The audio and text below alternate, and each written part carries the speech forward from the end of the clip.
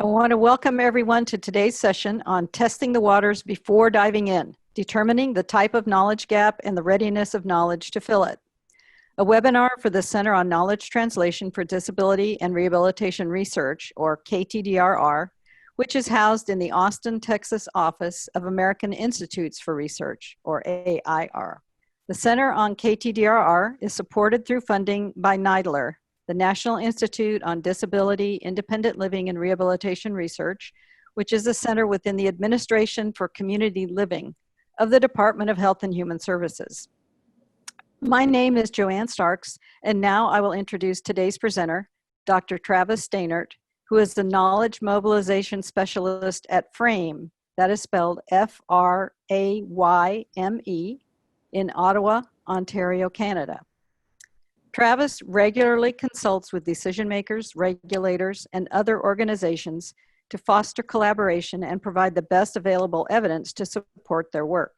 He leads the development of products from large-scale evidence reviews to brief reports and data analyses to digital resources and social network analysis to demonstrate wide-reaching impact. He was a knowledge broker content specialist at GRIO from 2015 to 2020. Travis also works as a research consultant with various addiction and mental health related organizations. In addition, he has developed and instructs the Certificate in Knowledge Mobilization through the University of Guelph. Travis holds a PhD in psychology from Carleton University, where his interest in mobilizing knowledge began, and a knowledge translation professional certificate from Sick Kids Learning Institute. In this presentation, Travis discusses the processes that underlie knowledge translation. He focuses on examining the knowledge to action gap by introducing overarching microgaps and proposes the creation of a gap assessment tool. He also presents an end-of-grant readiness tool he has been developing over the past several years and discusses some partnership activities around the use of the tool. This is a follow-up to a presentation that Travis provided a few years ago for our sister KT Center, the Center on Knowledge Translation for Employment Research. Travis, are you ready to begin? Yes, I am. Thank you so much. Okay. So I want to thank everybody for coming to watch my webinar today. So I'm going to be talking about testing the waters before diving in. So the idea here is that you really want to get your feet wet before you dive into knowledge translation, knowledge mobilization, whatever you call it. And so this work really began when I was doing my PhD and postdoc at Carleton University. I started as a sort of associate for the Carleton University Gambling Lab's Gambling Research and Exchange Hub at Carleton University. Then I was a knowledge broker and content specialist at GRIO, which had a knowledge translation mandate, and now I'm a knowledge mobilization specialist at FRAME. And so I just want to thank all three of these organizations for basically give me the time and space to sort of work on this, this passion project that it's become. So when I first started hearing about knowledge translation, you know, it took me a while to really get a grasp on what it is. So when I first started, I did all the research. I found that there's more than 100 terms that refer to all or a subcomponent of knowledge translation and exchange. You know, you get things like knowledge transfer, knowledge management, diffusion of innovation, broader impacts, implementation science.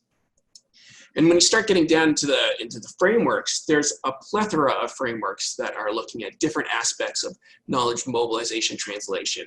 Some based on sort of integrated models of knowledge translation, some focus more on end-of-grant knowledge translation. But what I really found is that, you know, despite the frameworks that I was looking at, there wasn't enough focus for me on how to determine it, you know, if your knowledge is ready to be used, and more importantly, what type of gap your knowledge is filling in the landscape. So I really needed clarity to move forward in my own work in terms of determining how and when to use research to fill knowledge gaps. So I sort of created my own framework. This was done way back during my postdoc. But it really is called the Great Flow Chart. And you can see that there's a start in the top upper left and there's a finish down in the bottom. But the real takeaway here is there's 3 phases that I pulled out. And the first is the knowledge determinant phase. And this is determining what knowledge you have and what gaps you're looking to fill. And that's where we're going to focus our talk today. Then there's the knowledge planning phase, planning on what you're going to do, how you're going to implement the knowledge into practice. And then the action phase where you're actually doing that work. So there's the sort of the implementation and evaluation piece. So let's look at the first knowledge determination phase. That's what we're going to talk about today. So the first thing that you hear about when determining, if your knowledge is ready to be used and what capacity is to really identify the gap, right? The knowledge to action gap. And this is called different things for different people. Some people call it an innovation to implementation gap or discovery to applicability, discovery to applicability gap. But the real question is, what's in the middle? How do you fill these gaps? And I think there is an implicit assumption here that that knowledge will fill the gap, right? That giving people the right information or the right knowledge to the right people at the right time in the right format will fill that knowledge to action gap. And I think sort of maybe knowledge to action gap is a misnomer. And my idea was that maybe we can identify specific micro gaps along the process that can help inform where specifically that knowledge to action gap lies. So in the research, I came off with really 2 overarching gaps. And the first is sort of an attitude or value to action gap. And this really occurs when people, when what people say they value and want doesn't equal what they do. So there's a discrepancy between what they say they want and the behavior that they employ. So I might say, for example, I value eating healthy food, but I regularly visit McDonald's, right? So there's the gap between what I say I value and what my behavior shows. And here, people are generally really bad at telling you what they want. So I might say I want to eat healthy, but when it comes time to choose the food, other things might be more important. So like the cost of the food, the convenience, how ready am I to really commit to the healthy lifestyle and that sort of thing. So when it's actually time to decide, there can be a real big disconnect between what people say they value and what people do. And this gap, is often addressed using sort of an information deficit or rational choice model of human behavior.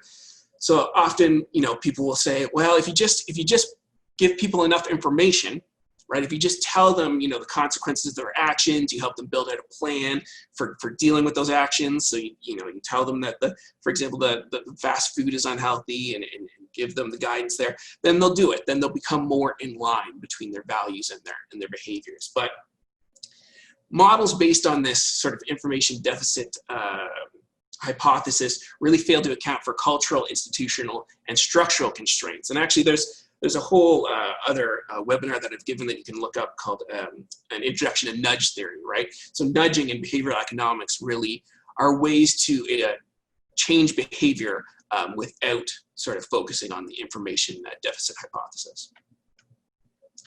The other overarching gap that I came across was the intention to action gap. And this is where, people fail to implement what they're intending to do. So a lot of psychological theories state that intention is really one of the best predictors of behavior. And if you're doing a survey or if you've ever filled out a survey after a webinar, one of the things they might ask you is, what's your intention to actually use this new knowledge that you've used in practice? And so there's a bunch of theories that look at intention: the theory of reason action, the theory of planned behavior, the theory of attitude behavior theory, prospection motivation theory. But the problem here is that even among those theories, there was a meta-analysis of meta-analysis conducted and found that intention really only accounts for 28% of the variation in behavior. And so they found that, intentions change over time. Temporal stability does improve consistency between intention and behavior. So if you continue to say that you're going to do something, you're more likely to do it. But really, it comes down to the fact that intention, even though it's the best, way to get to behavior, it's still relatively a poor predictor of actual behavior. And so I want to really take those two overarching gaps and look at them more closely and see, can I find sort of micro gaps in why people might not do a behavior within those bigger overarching gaps. And so I came up with some looking at the literature. One of the first ones is the communication action gap. So this is where somebody might not follow through with the behavior change because it just wasn't, they didn't have great instructions. There's poor communication, there's poor directions for how to change. In order to get people to change their behavior, they need to know why, where, what, when, who, and specifically how to change their behavior. So some of the reasons for this gap that may exist may include miscommunication due to a lack of clarity around the goal. I don't know what the end goal is. What am I supposed to be doing? Lack of clarity around how to get to the goal. Okay, so I know what I'm doing, but how am I supposed to get there? Or false communication or other intentions. And so this can sort of be lack of support. This can happen sometimes in change management where, they say, oh, we're going to be more inclusive or have greater diversity and accessibility, but then there's sort of a lack of follow through. So other intentions are sort of coming through there. And so there's a lack of clear communication around the issue. Another gap is the motivation to action gap. So even if you communicate with me and I know how to do something and when to do it, but even knowing that, even knowing how, I might choose not to do it, right?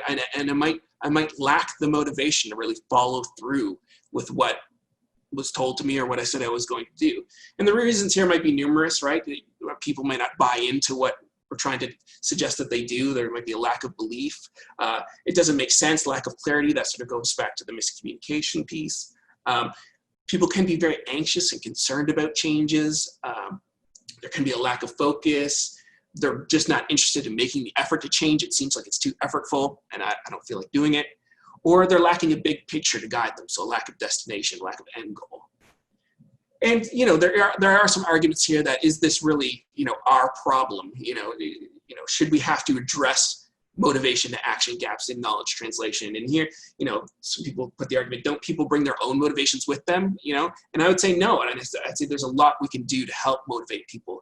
And if knowledge translation, knowledge mobilization has taught us anything, is that emotions and motivation really do matter in helping people make a change.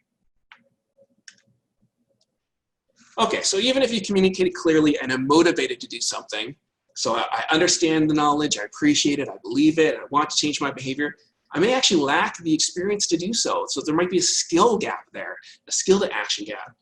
So, this is a great example that I came across in a book, but is basically, if I'm going to hike the Appalachian Trail, the only thing that's going to get me ready to do that is a lot of practice and conditioning, like doing multiple smaller hikes. Like, even if I get the best gear, that won't really help me. If I have the best supports, I have the best technology, that won't help me do the trail.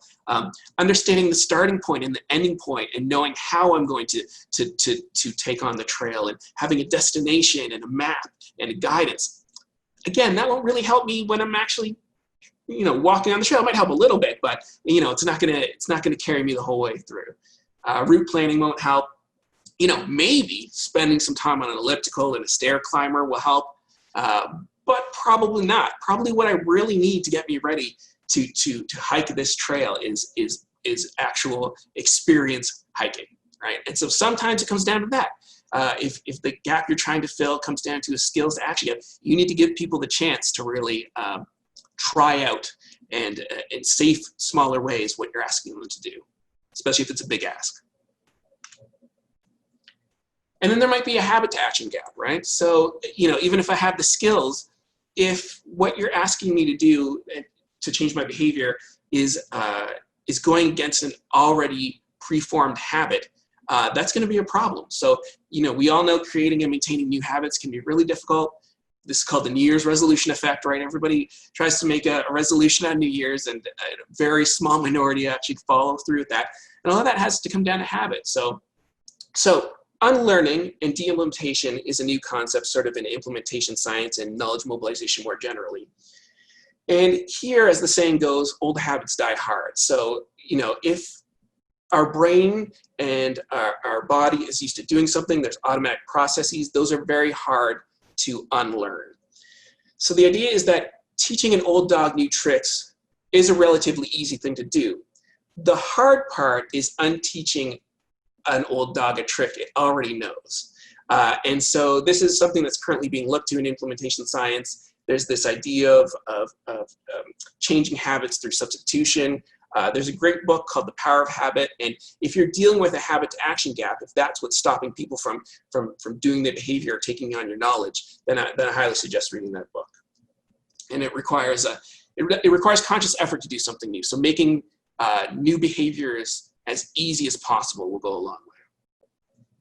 One of the last gaps might be that the environment really isn't set up for success. So the environment to action gap has a lot to do with sort of change management approaches, wherein, you know, maybe there's not greater support in the environment for a changed behavior. So maybe the organization doesn't really support the change. Maybe there's not enough materials or reference aids to support a person changing within their environment. You know, there's the question, are people being rewarded for making the change, or are they being dissuaded, right? So is it taking more time for them to make this change and they're not being compensated for that time? And is the change being reinforced over time, right? And these are all things that you need to think about if there is an environment to action gap. So the way I sort of pictured it is that, you know, in terms of the knowledge to action gap, really there's these two overarching gaps, sort of an attitude value to action gap and intention to action gap. And through those are possible smaller micro gaps, right? So there might be a communication gap, there might be a gap in motivation, there might be a gap in skills, it might be a habit gap, or there might be an environment gap. But this is nothing new, right? So if you really look at the literature, you know, when people are looking at sort of the attitude or value to action gap, there are existing frameworks and models that can help, you know, examine the attitude value to action gap, including the theory of planned behavior, social cognitive theory, health belief model, and stages of change model. And sort of likewise with the intention to action gap. So there's Maslow's hierarchy of needs, the hierarchy of the four sources of motivation, and Arnold's appraisal theory of emotion. What doesn't seem to exist yet is a sort of tool or checklist to help us really identify what is the micro gap that we're facing in our work. And so, you know, I propose that the knowledge mobilization sector, and maybe you're interested in this as well, and if so, connect with me, but maybe we should come up with a tool that really, at the beginning of the process, really looks at what type of gap is this? And then by determining what type of a gap it is, whether it be knowledge, communication, motivation, skill, then we can come up with the appropriate initiatives and solutions to help fill that gap. So, you know, this is just rough, but you know, if it was a knowledge gap, we might say, you know, do individuals realize that there is a way to fill the knowledge action gap? And if not, well, then maybe it's a knowledge gap. Do they know that the knowledge exists, and can they find the knowledge? And if not, then it's knowledge or communication. Are the goals clearly communicated and understood? Well, if not, then it's clearly a communication gap. In terms of motivation, are individuals resistant to changing course? Is there any apathy towards the change? If so, then it's possibly a motivation type gap. For skill, you need to ask yourself, is it reasonable to think that somebody can fill this knowledge to action gap without practice? You know, what will they need to practice? Where are the opportunities for them to practice? In terms of habits, you need to ask, you know, are the required behaviors that I want the individual to do with this knowledge, are they habits? And if so, are there any existing habits that need to be unlearned? And then finally, in the environment, are there factors in the environment preventing the individual from being successful in their change? What do individuals need from the environment to make them successful? And so this is just some questions that I threw together, but again, it is my hope that that one day we can make sort of a gap assessment tool. And if this is interesting to you, please reach out to me. I'll have my email sort of at the end of the slides. Okay, so that was sort of the first piece that I was really interested in, was in terms of the knowledge determination phase, as I call it, was really determining what type of gap we're dealing with. Now I want to look a little bit closer at that knowledge determination phase. So this is a zoomed in picture of the flow chart that I showed earlier, just looking at the start and looking at some of the steps in the process. So, you know, we already dealt with the type of gap. So have you identified a potential problem or issue to be dealt with? That seems like it's manageable. You know, even if you don't have the gap, you know, assessment tool, I think most people can identify, you know, some place in which knowledge in some way, shape, or form can help bridge the divide between you know, good practice and then evidence-informed practice. Do you possess the knowledge that you want translated? Again, most people will have this knowledge on hand, and if not, they can get it, you know, whether that be through systematic reviews, whether that be through lived experience, local community data. You know, most people have some idea of, you know, they have the knowledge to fill the gap that they've identified. But then you need to ask yourself, is the knowledge ready to be used, right? So if you've identified a potential problem or issue and you have knowledge that you want translated, well, is that knowledge ready to be then used to fill the gap? Because knowledge sort of exists on a continuum of readiness. And in my research, I haven't found any sort of tool that really looks at this piece about assessing whether the knowledge is ready to be used and in what capacity. And so that's been really the driving force for this tool that I'm about to talk about. So when you're thinking about how ready knowledge is to be used, there's these two quotes that come up. They're from the Knowledge Translation in Healthcare book, Moving from Evidence to Practice. And they say, you know, when considering the end of grant KT activities, it's critical to consider the strength of the evidence and its significance and tailor our strategies as appropriate.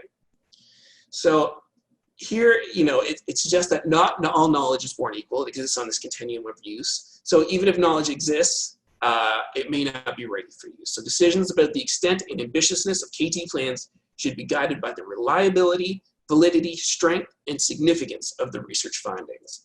And so that's what I really wanted to pull out into a tool. So I came across really three overarching criteria for what we might want to look at when considering how ready evidence is to be used. The first is your evidence, or is the knowledge that you have in hand, is it couched within a larger body of work and existing within a solid foundation of valid, high quality theory and research? So the idea here is that you don't want to just put excessive emphasis on a single small study or studies of poor methodological quality or studies in which the strength of the evidence is low. So you might, this can help fight against cherry picking of data. So you might hear that there's an issue that arises in the news and a media person comes on and said, well, look, there's this great research that's been done that addresses this issue. Like, why hasn't it been implemented? Like, we need to move forward on this research to help address the issue.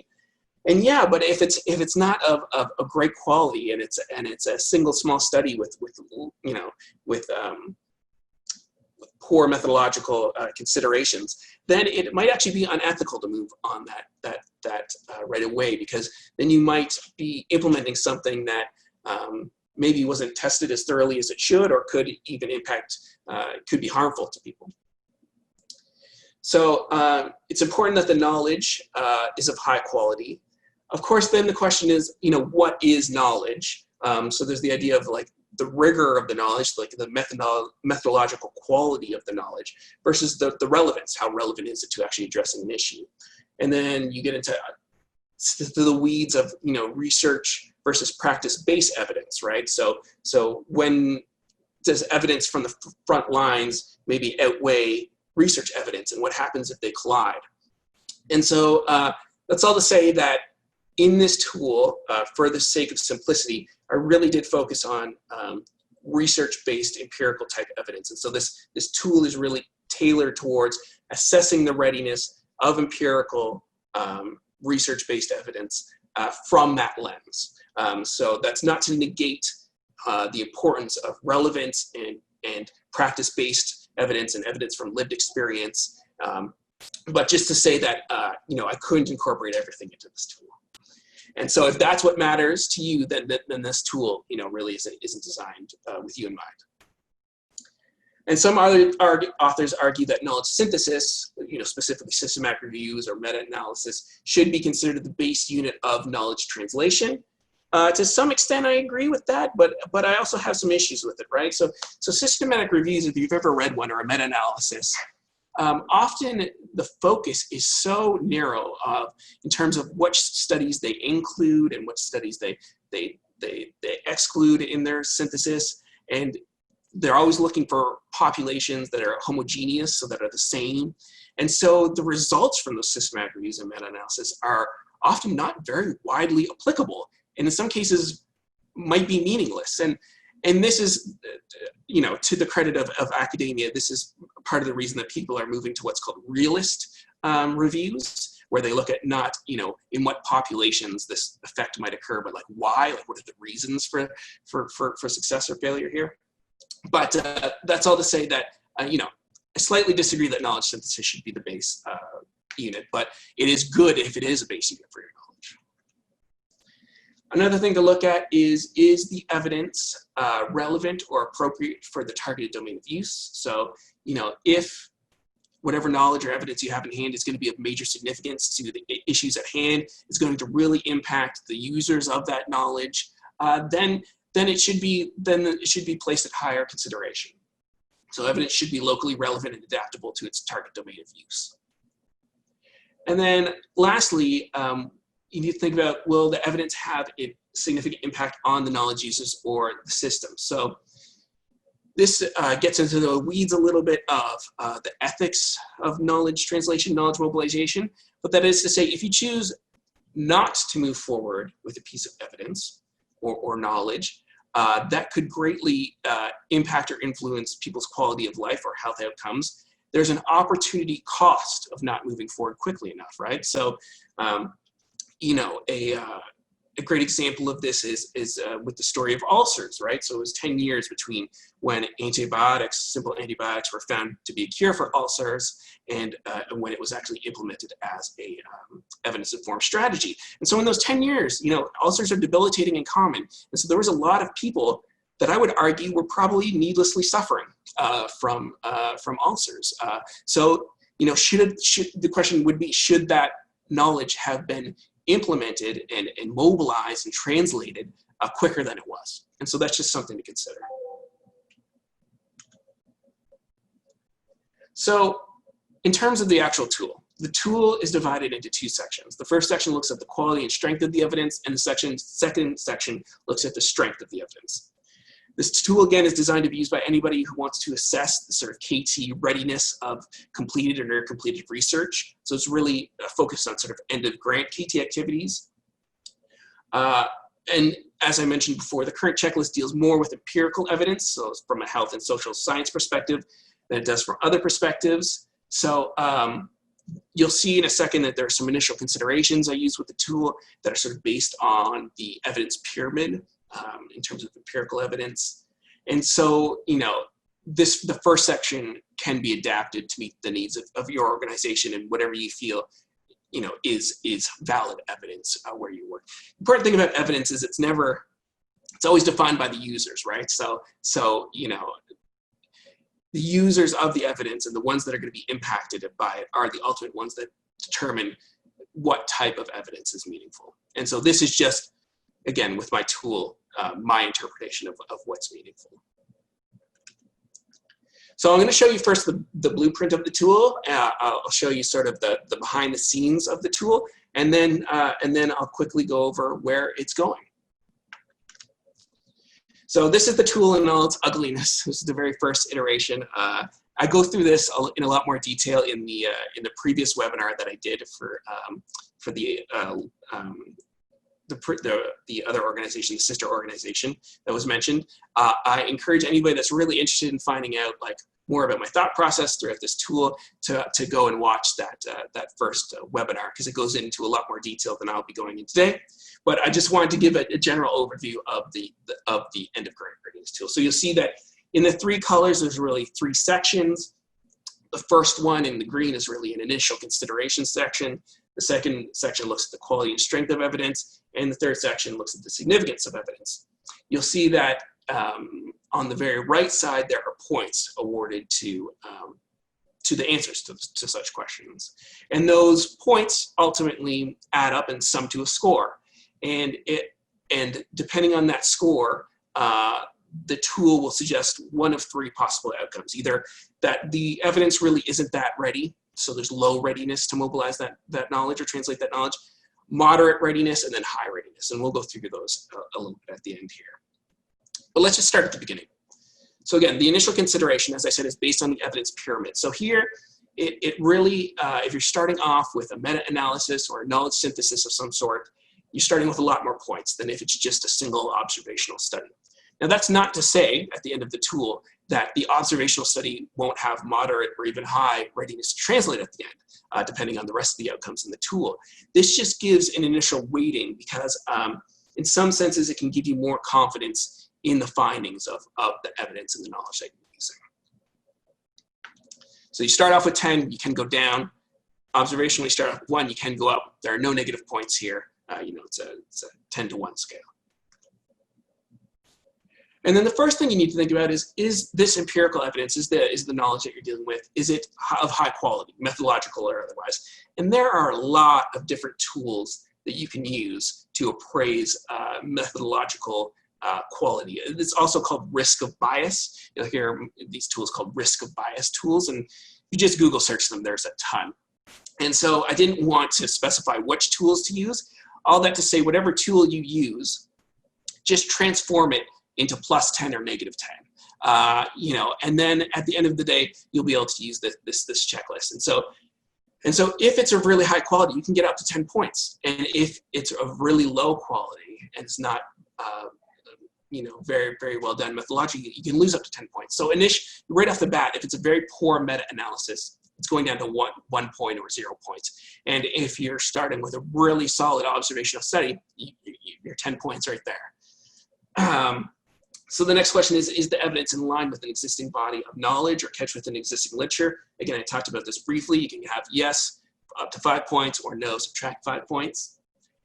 What is the estimated effect of the outcome? So this talks about effect sizes. The reason for this question and the next question about power analysis is due to something in the social sciences called p-hacking. So there's been a lot of concern within psychology and the greater social sciences that a lot of emphasis has been put on statistical significance, and not a lot has been done on effect sizes and replicability. So the problem is here, in any study, if you have a big enough sample size, if you have thousands upon thousands of participants, it's very easy to find statistical significance.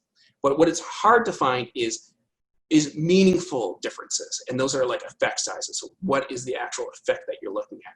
And so here I wanted to give points for larger effect sizes and adequate sample sizes. And this helps fight against the fact that some studies might come out with high significance, but it's relatively meaningless because the effect size is so low. So you don't need to get too bogged down in that at all. But I do have some links within the tool to help navigate that. And then the last question here is the evidence ecologically valid? So another way of saying that is the evidence generalizable?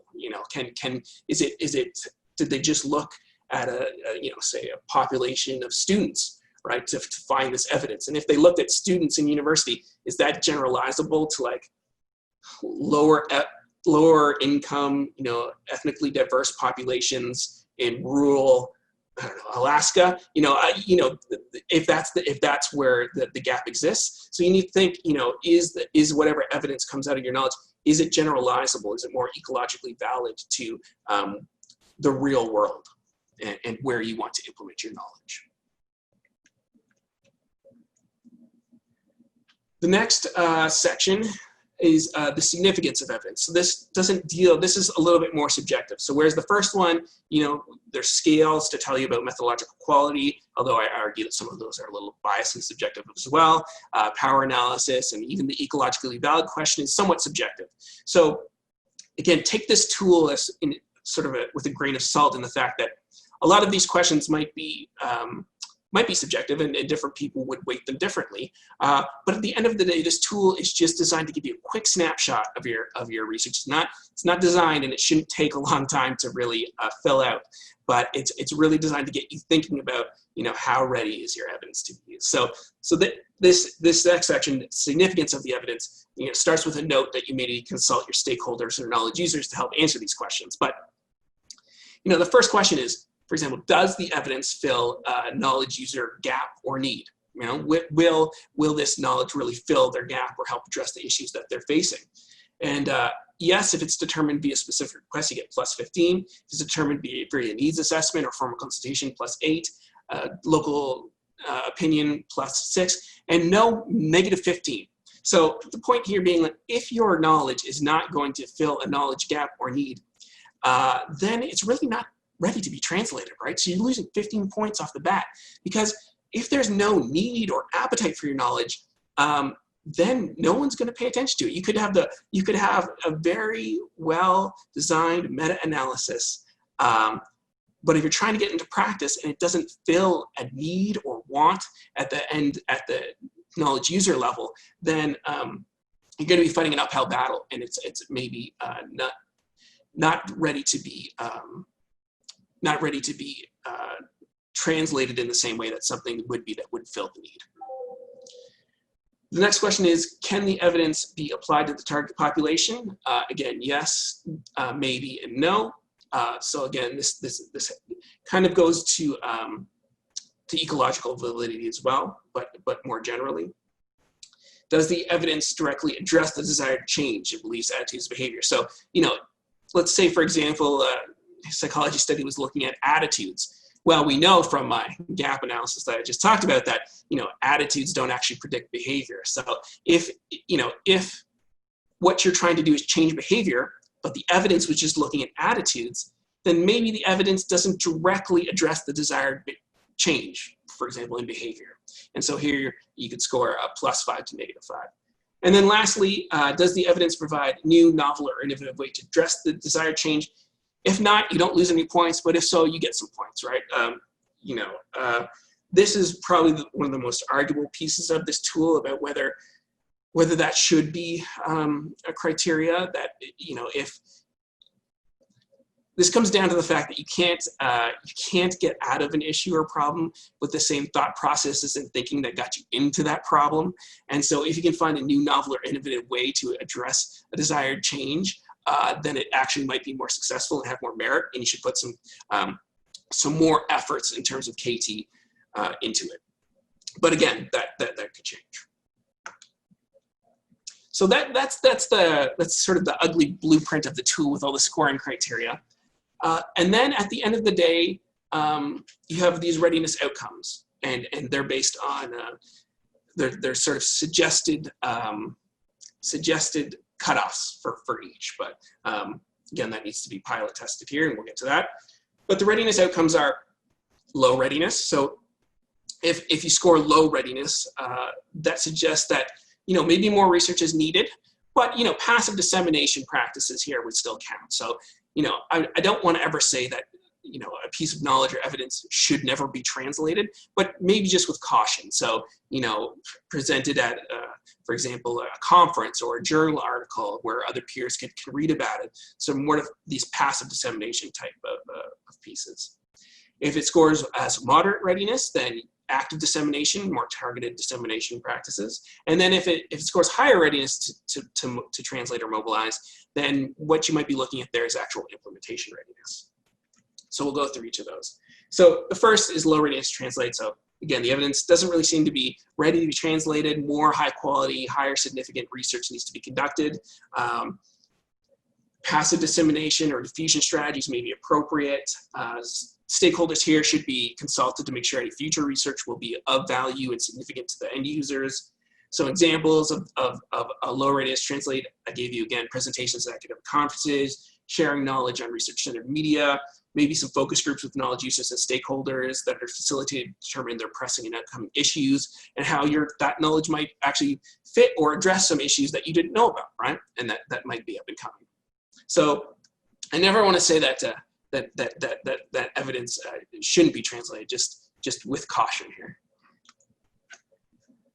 If you're looking at moderate readiness to translate, well, then you might be ready for more active approaches to dissemination. So targeting specific audiences other than researchers may be useful to get your message out, to get them knowledgeable and potentially thinking about your evidence and using the knowledge you're trying to share.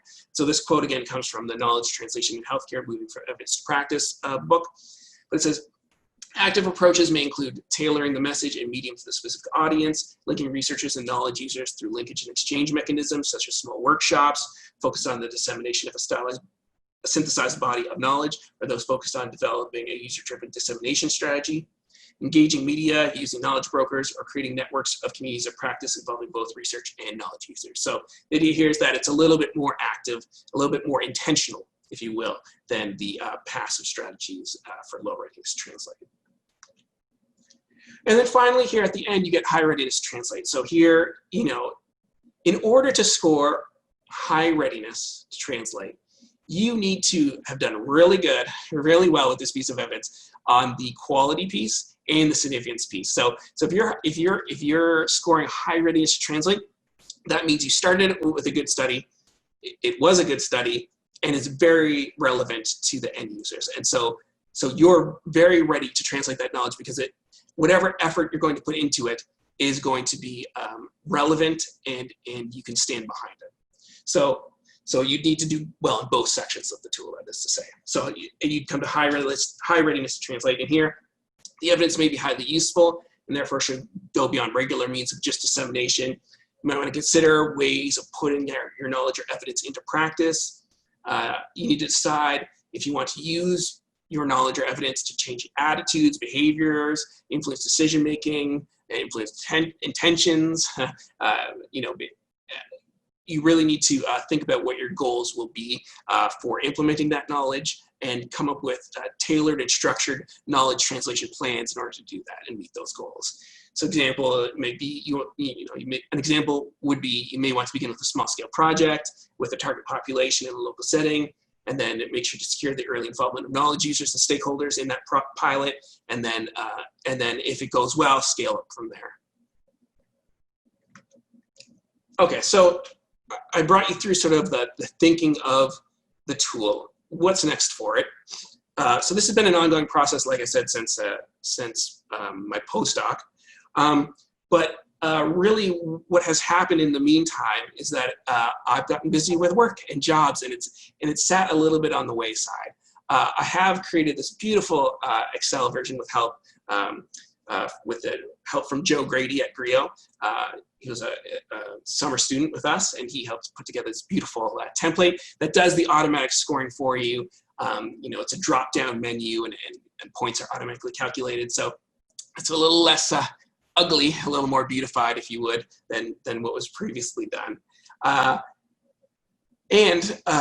happy to announce that, based on the presentations that I give on the tool years ago, that some people have come forward with interest, right? So one of the people that is really interested in this work is Dr. Belinda Goodenough from the Dementia Training Australia. And she really wanted to create a readiness for KT tool. She's calling it the R4KT protocol. And she approached me about using my tool, and I gave her some links to some other tools that since then have done similar things, like it's called the Hexagon tool, which is very similar. It looks at the context around evidence to determine its readiness.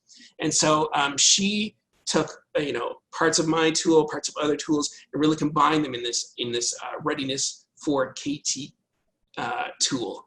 And she presented the initial findings at the 2019 Australian Dementia Forum. And the idea is eventually to publish this tool online as part of a web portal for Dementia Training Australia. And part of the reason that she was looking at this is that, they've had a lot of research that has been done in the past. And the question now, of course, is, well, what has been done with that research, and what can be done and should be done with that research? And so the idea is to use this tool to help inform that as well.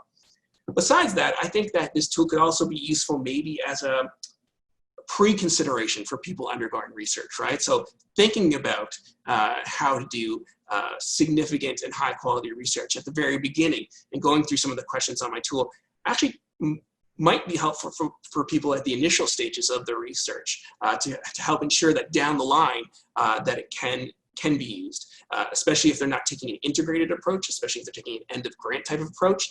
So if the knowledge translation is going to come after the findings, to just try to consider some of these questions that I posed, and some of the scoring criteria up front that I think could be useful. And so with that, I'd like to thank you.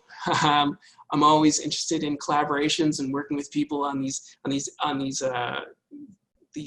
tools that I'm coming up with. And so if you're interested in any of them, please don't be shy. Please contact me. My email is travis.szt@gmail.com, or you can reach out to me on Twitter. My Twitter address is @DRSZT. So I want to thank you again for listening to my ramblings and philosophy on knowledge translation and mobilization. Thank you. Well, thank you very much, Travis. That was really great. We really appreciate you sharing this information with us. I think you did a great job. But we do have a couple of questions. And one is, how do you determine the scores for each question or construct? And as part of that, why did you decide to include negative scores in your scoring system? Right. Yeah. So a lot of the thinking initially, it was guided, through, the research I did looking at the question, trying to find out, are there any tools available for this readiness to change? But ultimately, it came down to a decision of face validity, aka what looks good, and how I imagine the tool being used. And so through pilot testing and through the work with Belinda Goodenough, she's working on her own scoring for the tool, and we're hopeful that through that pilot testing and through seeing how the tool works, that we can better refine those scoring criteria. But yeah, again, I wanted to, I designed also the tool and the scoring to sort of equalize out, right? So in order to get the highest readiness to translate category, you really have to have high quality research. It's done methodologically well with high quality that is significant to the end users. And so the scoring is sort of balanced out such that, again, you could start with the lowest, you could start with an observational study, and you could get high readiness to translate if both criteria are met, to the overarching criteria, or you could start with a meta-analysis that actually is not very much ready to translate based on the scoring. So enough flexibility to go both positive and negative. Now, at the end of the day, given all the scoring, it's very rare that anybody would be in the actual negatives, like any piece of one research would be in the negatives. Part of that is because I don't personally feel that, I feel that any research, even the most, basic research, can be translated. It can have some knowledge translation some way. So I didn't want to give people negative scores and for them to think that, that their research isn't positive. I think research is always positive, and we can always learn something from it and help others learn by sharing it. So that was some of the thinking around the scoring and the positive and negative numbers. So again, I wanted offset between the different categories so that you could gain points or lose points. Okay, thank you. Regarding the quality and strength of evidence, I was wondering, do you have some accompanying text that maybe gives a little bit of an explanation of some of these things, such as effect size, sample size, power analysis, or is the assumption that if you're doing this, you already have that information? Yeah, no, that you can do it elsewhere. Yeah, that's a great question. Thanks. And I think the idea is to have a sort of guide to go with this, right? And to really take you through the different considerations of each question. I think, it's great if you already have that knowledge with you, but, and there are, as I mentioned, some great tools that can take the average person through scoring the methodological quality of a research evidence. The critical skills appraisal program checklists come to mind. They're really user-friendly and really help you determine methodological quality. Having said that, in some capacity, I think it would be easier to use this tool if you had some background knowledge in research, right? So sort of community organizations that are wanting to use the tool where maybe they don't have that sort of expertise on panel, I would recommend, at least at this point, to maybe work with a researcher or scientist to help you answer those questions, because a researcher, even graduate students within the research institutions, would be able to probably fill that section out fairly quickly. So I don't want it to be too onerous on people to fill out, but I think having a user guide would be really great. And if you're interested in that, again, give me a shout on email or Twitter. So I want to thank again Dr. Travis Sztainert for his presentation today, and thanks to everyone for participating. I also want to be sure and thank Shoshana Rabinovsky for helping with logistics, and Neidler for supporting webcasts and other activities of the Center on KTDRR. Please visit our website at www.ktdrr.org. I hope you all have a very good afternoon, and we'll see you at our next KTDRR event.